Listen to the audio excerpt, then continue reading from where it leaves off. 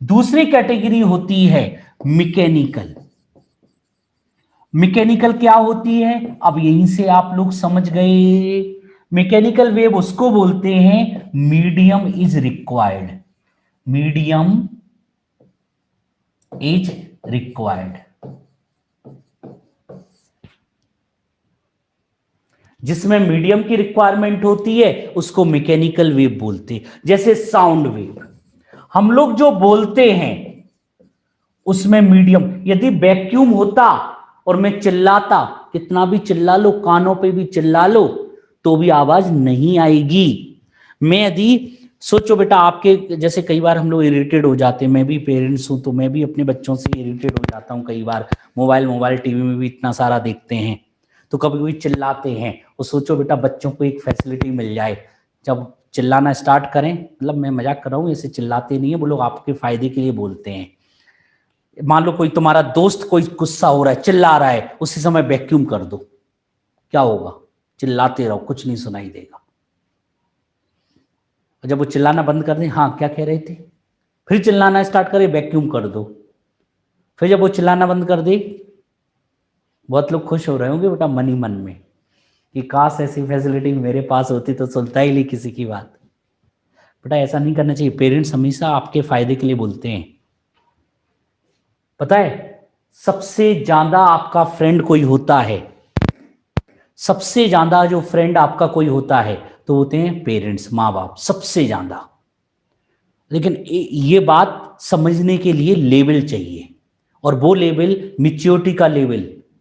जब तक हमें समझ में आती है ना उनकी बात, तब तक हम बहुत लेट हो चुके होते हैं, और इस चक्कर में कई बार बहुत सारे बच्चे अपना फ्यूचर खराब कर लेते हैं, फ्यूचर गड़बड़ कर लेते हैं। जो ये एज है ना, आपकी एज है, इसमें क्या है, बहुत सारे लोगों को पेरेंट्स बहुत खराब नजर आते हैं। वो कहते बस इनका काम ही चिल्लाना होता है, ये तो बस कहते रहते, ये समझते ही नहीं है मेरी बात को। बेटा वो इसलिए कहते क्योंकि उनका अपना एक्सपीरियंस है, वो आपको लाइफ में बहुत ऊपर बढ़ते देखना चाहते, आपको बहुत आगे देखना चाहते, इसलिए वो आपसे कहते। उनको पता है कि आप यदि ऐसा करोगे तो आप जिस सक्सेस को पाने की कोशिश कर रहे वो सक्सेस नहीं मिलेगी। ये डिफरेंसेस है, उनको दिख रहा है।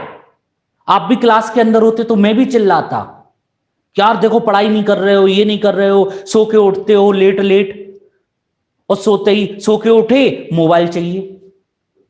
मम्मी ने पूछा मोबाइल किस लिए चाहिए, ये देख रहा हूं कि आज प्रैक्टिस सीट कौन सी आई है, आज कौन सी क्लास है।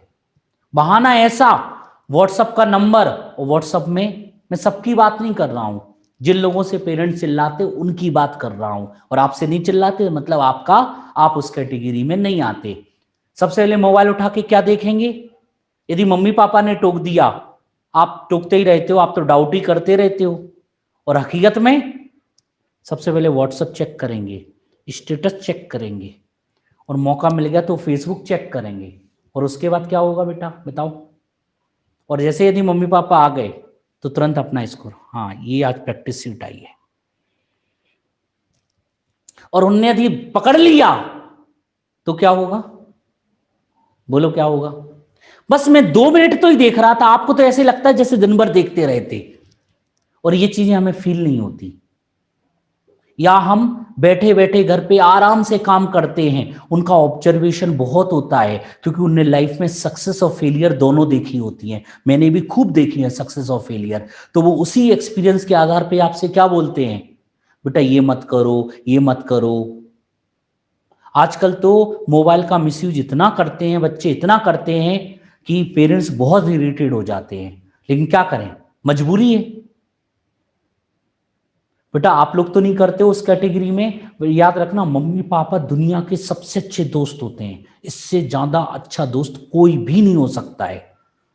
आपके भले के बारे में सिर्फ 2 लोग सोचते हैं, याद रखना पूरी लाइफ, एक आपका टीचर और दूसरा कौन, माँ बाप, तीसरा कोई इतना नहीं सोचता है। ये बात दिमाग में हमेशा बैठा लेना। और सबसे ज्यादा पूरी लाइफ का सबसे अच्छा जो दोस्त होता है वो पेरेंट्स होते हैं। ये क्या होता है, हम नादान हैं, हमें पता नहीं है, इसलिए उनकी बातें बुरी लगती हैं, लेकिन वो भूलते अपने फायदे के लिए। और वो हमेशा बोलते रहते। कई बार बोलते ना, यार वो तो हमेशा बोलते हैं, इरिटेट करते रहते हैं, भाई जब देखो तब बोलते रहते, भरोसा ही नहीं करते हमारे ऊपर। बेटा इसलिए नहीं करते क्योंकि वो हर बार तुम्हें वो फेल होते हुए देखते हैं, तो उनको गुस्सा आती है, मजबूर है। हमारे जमाने में तो उठा के हमारे जमाने में तो डंडा उठा के मारते थे, जूते चप्पल मारना स्टार्ट कर देते थे। हमारे जमाने में हम नहीं करते थे, हम उस कैटेगरी में नहीं है, हम तो बड़े समझदार बच्चे थे। मतलब हो चाहे नहीं हो, लेकिन पेरेंट्स के सामने समझदार बन जाते थे कि मतलब इनको बोलने का मौका नहीं देना है। भले ही बुक उल्टी पकड़ के पकड़ेंगे, उल्टी पकड़ के बैठ के पढ़ लेगी, लेकिन बताएंगे पूरा मजाक कर रहा हूं, ऐसा नहीं करना चाहिए। समझ रहा बात को? तो आप लोगों के जो पेरेंट्स आपसे बोलते हैं, आप लोगों को एक बात याद रखना, उनकी बात का बिल्कुल भी ना तो बुरा मानना है, और वो जो बोलते हैं बिल्कुल आंख बंद करके मान लिया करो। दुनिया में उनसे ज्यादा आपका साथी, आपका दोस्त कोई भी नहीं है। बकाया सब लोग आपके एंजॉयमेंट के साथी हैं। एक कहावत है ना, सुख के सब साथी होते, दुख के कोई नहीं होते।